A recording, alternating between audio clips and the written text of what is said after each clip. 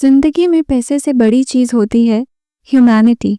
और इसी चीज ने रतन टाटा जी को सिर्फ एक बिजनेसमैन नहीं, एक लिविंग लेजेंड बना दिया, और एक ऐसा इंसान भी जिन्हें दुनिया हमेशा याद रखेगी। आज हम बात करेंगे उस पर्सनालिटी की जिसने ना सिर्फ एक बिजनेस एम्पायर खड़ा किया, बल्कि लाखों लोगों के दिलों में अपनी जगह बनाई, बिना किसी प्राइड और शो ऑफ के, सिर्फ अपने विजन और वैल्यूज के साथ। रतन टाटा जी का जन्म 28 दिसंबर 1937 को एक पारसी परिवार में हुआ था। बचपन आसान नहीं था, पेरेंट्स का सेपरेशन और फिर ग्रैंड मदर के साथ रहना। उम्र भले ही कम थी, लेकिन उन्हें जिम्मेदारियां बहुत जल्दी समझ आ गई थी। शांत स्वभाव, रिजर्व्ड पर्सनालिटी, लेकिन सोचने समझने में हमेशा से मैच्योर थे। उन्होंने कॉर्नेल यूनिवर्सिटी से आर्किटेक्चर में पढ़ाई की और फिर हार्वर्ड बिजनेस स्कूल के एडवांस मैनेजमेंट प्रोग्राम में एनरोल हुए।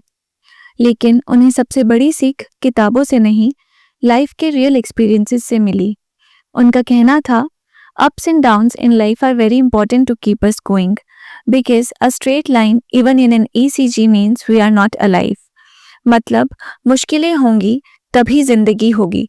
रतन टाटा जी ने टाटा ग्रुप में काम की शुरुआत एक आम एम्प्लॉय की तरह शॉप फ्लोर से की। वो कहते थे, आई don't believe in delegating from a cabin. इसीलिए उन्होंने खुद मजदूरों के साथ खड़े होकर काम किया। 1991 में JRD टाटा जी के बाद उन्हें ग्रुप का चेयरमैन बनाया गया। उनके फैसलों ने इंडियन बिजनेस वर्ल्ड का चेहरा ही बदल दिया। टाटा इंडिका, पहली fully Indian car brand. Tata nano, आम आदमी के लिए सबसे अफोर्डेबल कार। जैगवार, 2008 में लैंड रोवर का फोर्ड से acquisition. UK based brand Tetley tea को ईयर 2000 में खरीदा। यूरोप की बड़ी स्टील फर्म कोरस स्टील को 2007 में खरीदा। सबसे इंटरेस्टिंग बात ये थी कि ये सब डिसीजन सिर्फ प्रॉफिट के लिए नहीं थे, ये देश की रिस्पेक्ट के लिए थे। उनका कहना था, I don't believe in making the right decisions, I take decisions and then make them right. Ratan Tata ji की सबसे बड़ी पहचान उनकी काइंडनेस और गिविंग नेचर थी। उन्होंने अपनी कमाई का 65% हिस्सा टाटा ट्रस्ट को डोनेट किया। Education, health care, cancer hospitals, tribal development, हर सेक्टर में उनका बड़ा कंट्रीब्यूशन रहा। याद है 26/11 के Mumbai attacks, Taj hotel staff और विक्टिम्स की मदद के लिए उन्होंने जो कदम उठाए, वो ट्रू लीडरशिप का एग्जाम्पल बन गया। रतन टाटा जी कभी लग्जरी या स्टेटस सिंबल के पीछे नहीं भागे, ना किसी लेविश मेंशन में रहे, ना प्राइवेट जेट रखा। बस एक लॉयल डॉग, एक छोटी सी कार और एक सिंपल लाइफ, यही उनकी पहचान थी। उनका मानना था, live simply, don't be afraid to fail and stay humble. उनकी कामयाबी सिर्फ बिजनेस तक लिमिटेड नहीं थी, उन्हें इंडिया और दुनिया भर में कई बड़े अवार्ड्स मिले।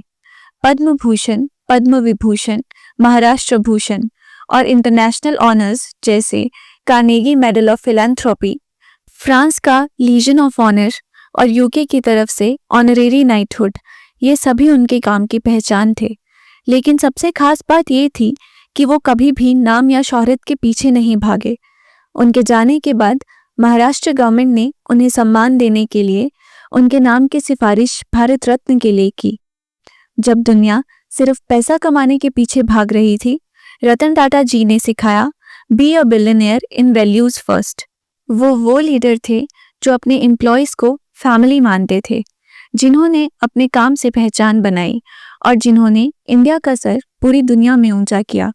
9 अक्टूबर 2024 रतन टाटा जी ने इस दुनिया को अलविदा कह दिया, लेकिन उनकी सोच, उनका काम और जो इंस्पिरेशन उन्होंने हमें दी, वो हमेशा हमारे साथ रहेगी।